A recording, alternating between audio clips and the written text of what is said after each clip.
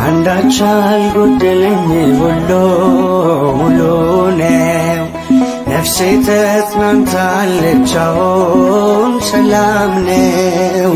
አማኑኤል ከኔ ጋር እያለ የኔ ጌታ ከኔ ጋር እያለ ለምን እከፋለሁ?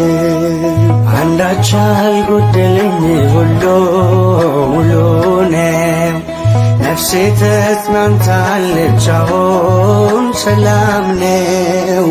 አማኑኤል ከኔ ጋር እያለ የኔ ጌታ ከኔ ጋር እያለ ለምን እከፋለሁ?